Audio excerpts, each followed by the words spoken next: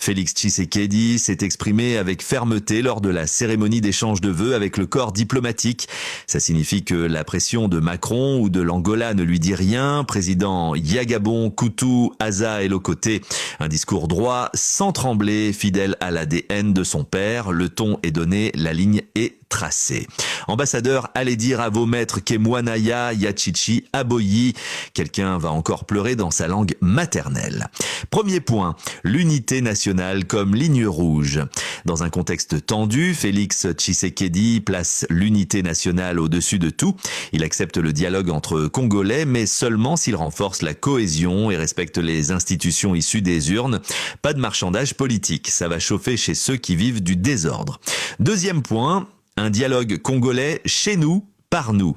Et c'est clair que la Senko ou l'ECC ne peuvent jamais diriger ce dialogue. Le président est clair, le dialogue se fera en RDC, sous l'autorité des institutions congolaises. Pas à l'étranger, pas sous tutelle, pas avec des parrains cachés. La souveraineté ne se négocie pas. Les téléphones vont vibrer dans certaines ambassades.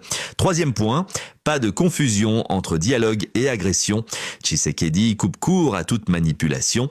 Le dialogue interne ne servira jamais à masquer une agression étrangère. Les responsabilités sont connues et resteront exposées devant le monde. Les faussaires du récit sont déjà mal à l'aise. Quatrième point, la justice ira jusqu'au bout.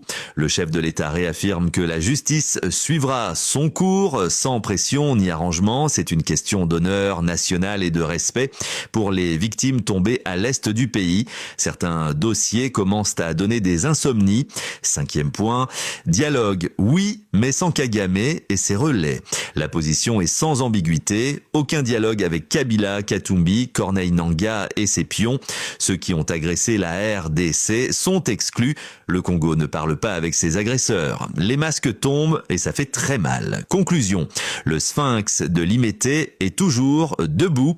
Étienne Tshisekedi est mort physiquement, mais son esprit habite pleinement son fils. Même fermeté, même courage, même refus de plier. Le sphinx de Limété est vivant, lucide et intraitable.